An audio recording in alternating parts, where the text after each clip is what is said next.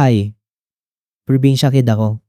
Lumaki ako sa isang lugar na normal ang tahimik na gabi, normal ang tindahan sa kanto, at normal ang pagwala-wala.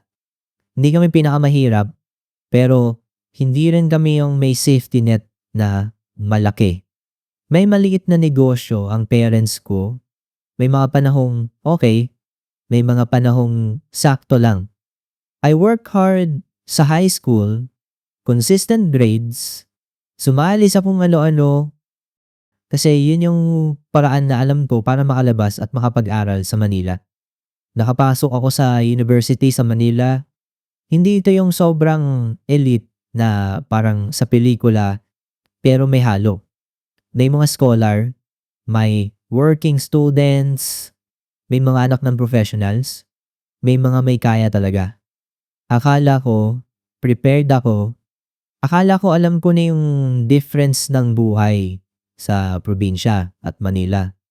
Ang hindi ko alam, may ibang klase palang pagiging mahirap na mararamdaman mo kapag katabi mo araw-araw ang mga taong hindi kailanman kinailangan mag-compute ng pamasahe. Noong unang araw ko sa Manila, halo-halo yung emotions. Masaya kasi nandito na ako, pangarap ko ito. Kinakabahan kasi bagong lugar, bagong tao, bagong sistema. Naka-boarding house ako, maliit na room, shared bathroom, may curfew. Tipid mode agad. May budget ako per week. Nakalista sa notebook ko, pamasahe, pagkain, printing, photocopy, isang maliit na allowance para sa emergency. First week pa lang, nalaman ko na iba ang galaw ng oras dito. Yung commute, yung pila, yung lakad. Sa probinsya, kapag sinabing 15 minutes, mga 15 minutes talaga. Dito, 15 minutes pwedeng maging 45. Hindi ako nagrereklamo, pero ramdam mo agad yung pagod. Tapos may pressure pa na dapat okay ka, kasi pinili mo to. Sa orientation, nakilala ko yung blockmates ko. Mabait naman sila, polite, friendly. May mga hi, nice to meet you. May mga what's your hometown? Normal. Pero dun pa lang, napansin ko na may certain confidence ang iba. Hindi yung yabang. More like they speak like the city already belongs to them. Parang alam nila kung saan pupunta, ano ang bibilhin, anong app ang gagamitin. Ako, literal na nagbubukas pa lang ng maps para lang hindi maligaw sa loob ng campus. Dumating yung unang crack nung may class kami na late na natapos. Gabi na, medyo umulan, marami pa akong bitbit. May dalawang blockmate na nagsabi, mag-grab na lang tayo, hati na lang. Sabi nila, casually. Parang ang simple, yung tipong same tone lang pag sinabi mong, tara, kain tayo. Nag-freeze ako. Sa utak ko, nag-compute agad ako. Grab fare, hati kami, plus tip. Tapos pauwi pa ako, may tricycle pa. Tapos buwas, may printing. Tapos pagkain. Bigla ako naubusan ng hangin, hindi dahil sa drama, pero dahil naramdaman ko yung gap na hindi ko maipaliwanag. Ngumiti ako at sinabi ko, mauna na kayo, mag-jeep na lang ako, malapit lang. Hindi totoo yung malapit lang. 2 rides yun plus lakad. Pero mas okay na yun kaysa mabutas yung budget ko sa isang ride. Nag-offer pa sila, okay ka lang? Sige sabay ka na, treat namin. Doon ako mas nainis sa sarili ko. Kasi gusto kong sumabay, gusto kong maramdaman yung convenience, pero ayokong maging pinapasan. At the same time, ayoko rin silang isipin na may mali sa offer nila. They were trying to be kind. Pero yung loob ko, parang may humigpit. Umuwi ako, nabasa ang sapatos, naglalakad sa madilim na kalsada, iniisip ko lang, ganito pala. Hindi lang to tungkol sa pera. It's about choices you can make without thinking. The next couple weeks, lumabas yung cafe culture. After class, may magsasabi, let's study sa cafe. Hindi ko naman hate ang cafe.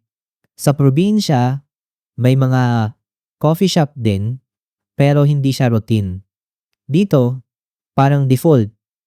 First time sumama ako, I told myself, okay lang, umupo kami, nag-order sila. Yung menu, presyong pang isang araw ko sa kalendarya. Nag-order ako ng pinakamura, tapos tubig. Wala akong sinabi. Tahimik lang ako.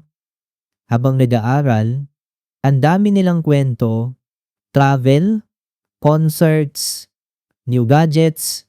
I'll just buy a new one. I'll ask my parents. Walang masama. They were just talking about their lives. Pero habang nakikinig ako, parang may dalawang mundo sa iisang mesa. Yung mundo nila, may cushion. Yung mundo ko, tightrope. May isang blockmate na nagtanong, "What dorm are you in?" Sabi ko, "Boarding house." "Oh, nice. How much per month?" Sinabi ko. Nag-raise siya ng eyebrows. Hindi na rude way, pero parang nagulat. Tapos sabi niya, ang mura. Natawa ko ng konti. Mura para sa kanya. Sa akin, malaking bahagi yun ng pera sa bahay. Hindi ko siya sinisi. Wala siyang intent na manakit. Pero umuwi ako na parang may maliit na batong nakadikit sa dibdib ko. Sa uni, hindi mawawala ang group work. Ito yung nakakapagod for me, hindi sa workload, pero sa hidden cost. May isang project kami na kailangan ng printed materials, tapos may certain quality. May nagsabi, let's print it sa ganitong shop, mabilis. Sabi ko, may mas mura ba? Tahimik sandali. Tapos may sumagot, it's fine, minor expense lang. Minor expense. Another phrase na tumama sa akin. Kasi sa akin, wala halos minor kapag weekly budget ang usapan. I tried to compromise. Okay, pero can we split tasks para fair? Agree naman sila. Ang problem, pagdating ng bayaran, may mga nagbabayad agad, may mga hindi na nag-aalala. Ako, nagbubukas ng GCash, tinitingnan ko kung kakasya ba hanggang next allowance. I paid my share kahit masakit. Hindi ko kasi kayang maging dahilan ng delay. May time din na nag-meeting sila sa isang place na malayo, tapos sinabi, grab tayo para sabay. Again, that word, grab. It was always an option for them. For me, it was an emergency only thing. I started making excuses. May curfew ako. May errand ako. I'll just meet you there. Pero ang totoo, ayoko lang mag-commit sa gastos na hindi ko mapapaliwanag sa sarili ko. This was the part that really made me realize the gap. One Friday, may nag-chat sa block group, who's free this weekend? Tagaytay quick trip. May sumagot agad, I'm in. Let's do it. I stared at my phone. Tagaytay. For me, Tagaytay is a plan. It is budgeting. It is asking permission. It is calculating. May nagtanong sa akin, you coming? I typed and deleted. I felt embarrassed that I had to think this hard. In the end, sinabi ko, pass muna, may kailangan akong tapusin. No one pushed. They just reacted with, okay, and moved on. Walang harsh words. Pero I spent that weekend in my boarding house listening to my roommate's electric fan, trying to study, pero yung utak ko nasa isang lugar. I'm not part of that world. I check their stories. Picture of coffee, view, laughter, normal student stuff. It shouldn't hurt, pero it did. Hindi dahil inggit lang. It hurt because it reminded me na kahit pareho kaming student, iba yung baseline. Ang pinakamahirap, hindi yung wala akong pera. Sanay ako sa pagiging maingat. Ang pinakamahirap, yung shame na hindi ko inaasahan. Sa probinsya, may pride ako. I knew who I was. I was the kid who did well despite limited resources. I had supportive teachers, friends, neighbors. When people said, magaling ka, it felt earned. Hindi ako insecure. Sa Manila, ibang klase. Hindi ako bobo. Hindi rin ako tamad. Pero may moments na feeling ko kulang ako, not academically, but socially.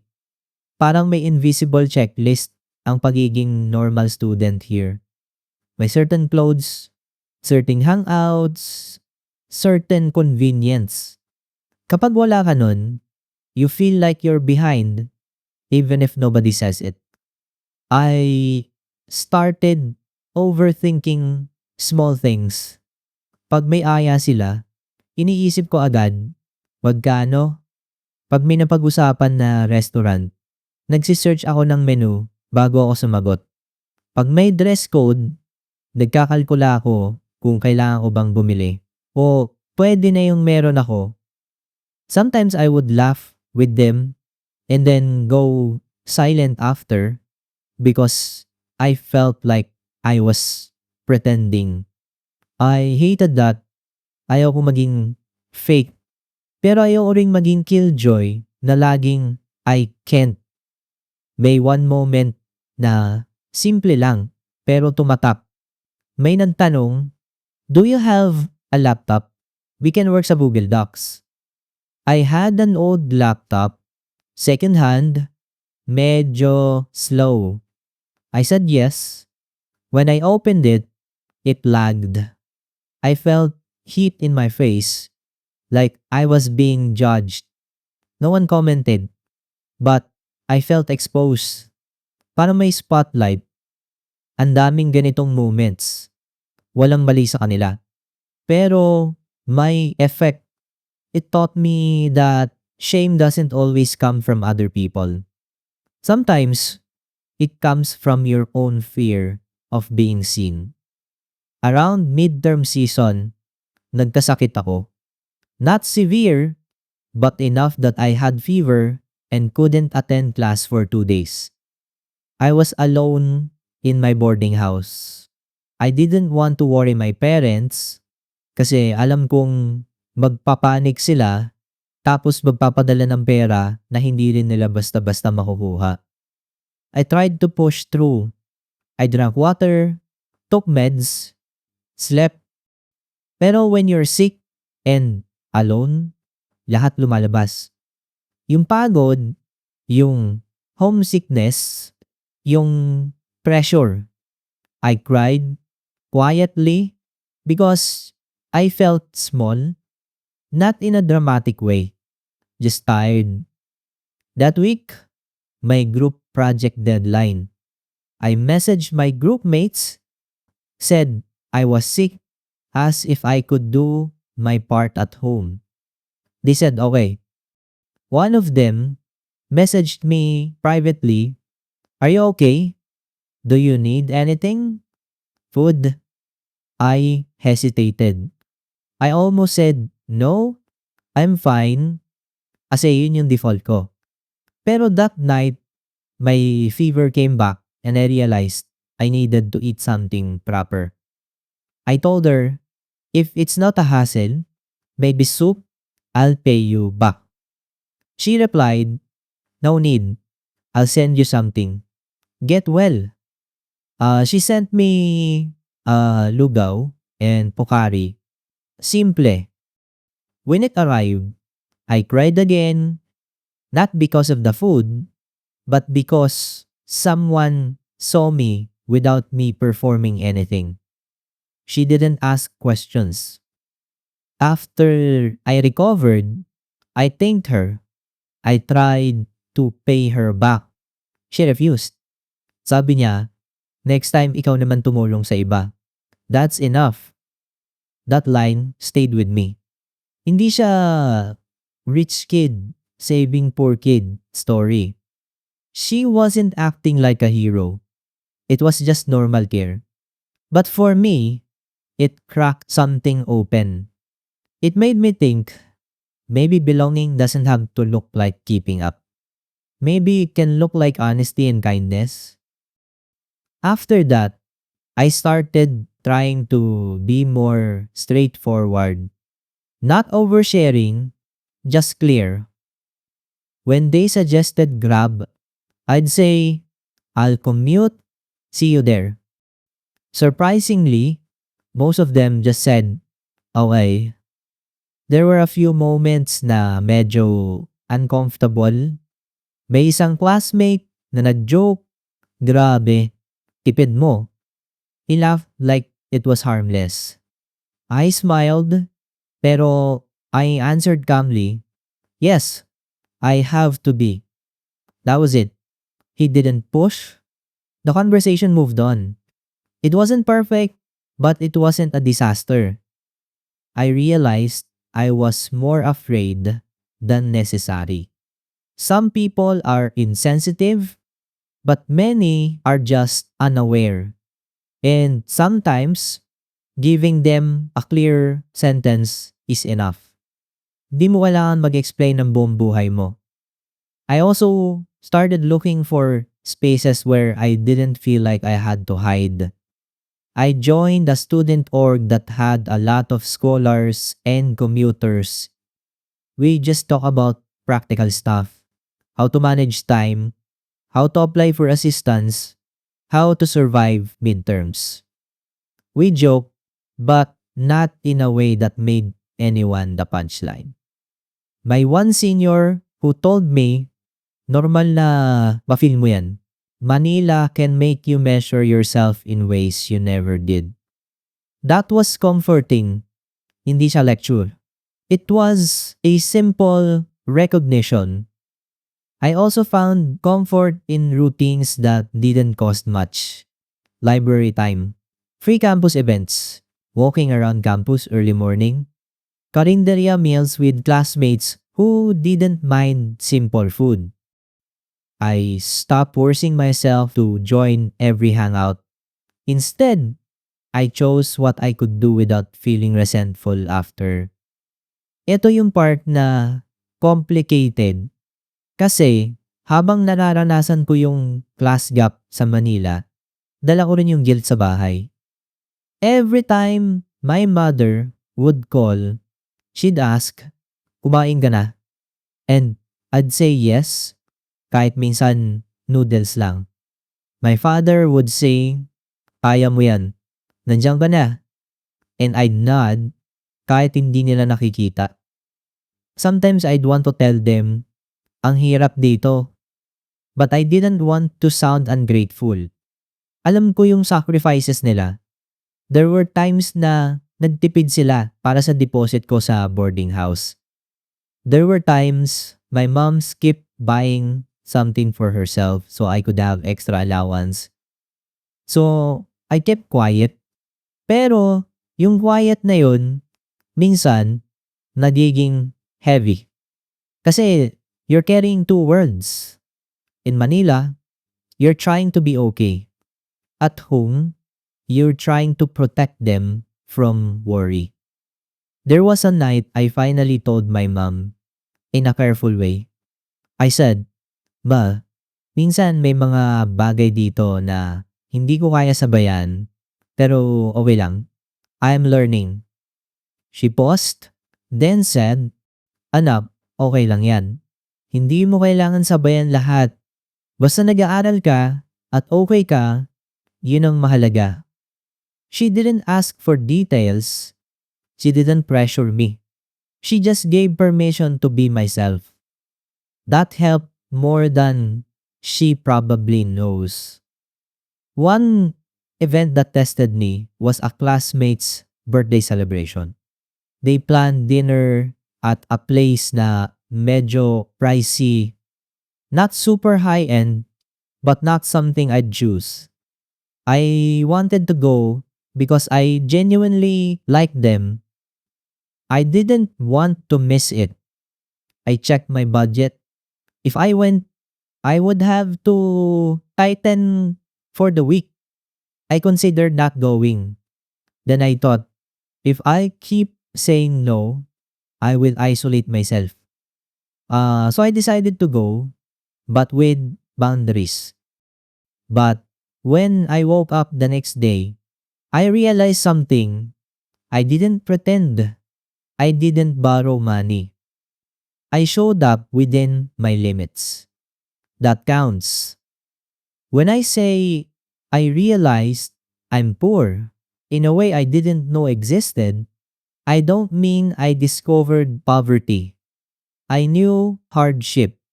I knew budgeting. I knew sacrifice. What I didn't know was the specific feeling of being surrounded by convenience you cannot touch. It's like standing beside a door that opens easily for others, while you have to find another way around every time. It's not that they're wrong for using the door.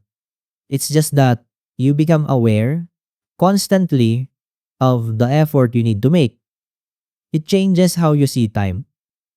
I'm not saying this to blame anyone. I'm not trying to make it a them versus story.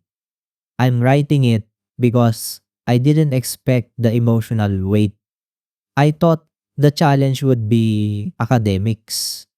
I didn't expect that the hardest part would be learning how to exist in a room where the baseline is different. What helped me wasn't a sudden change of life. It was small, consistent decisions. First, being honest in simple sentences.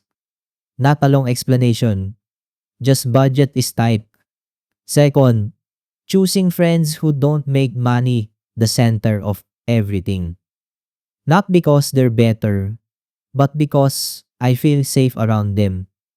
And third, building routines that don't cost much, like going to the library, free spaces, or campus events. I'm still in Manila. I'm still a student. I'm still budgeting. I still feel that pinch sometimes when someone says, grab na lang like it's nothing. But I don't feel as lost as before. There are still days na naiinggit ako. There are days na I feel tired of saying no. There are days na I wonder what it would feel like to make choices without checking my balance first. I don't think that makes me bad. It makes me human. What's different now is that I no longer treat my limits like a secret shame. I treat them like a fact. Also, I've started noticing that even some of my classmates who look comfortable have their own pressures. Family expectations, mental health, loneliness, not the same as mine, but real. It reminded me that I don't have to compete in suffering to deserve care. I can just be honest. I still want to reach a point where I can say yes without fear. But for now, I'm learning to belong without pretending. I'm posting because I'm sure I'm not the only one. Maybe you're a probinsya kid too. Maybe you're a scholar. Maybe you're in Manila feeling small for reasons you can't explain. If you are, I just wanna say, hindi ka mahina. Hindi ka less. You are adjusting to a system that asks for money in places people don't even notice.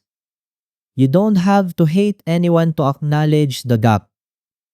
You can show up in the way you can. And if you're on the other side, if you grew up with more convenience, this isn't a complaint against you. It's just a request for awareness. Sometimes, it's a minor expense is not minor for someone else. Sometimes, let's go out needs a pause. That's all. The end. Thank you for watching this video. Don't forget to come back tomorrow for more stories. Once again, I'm Lechon and I'll see you next time.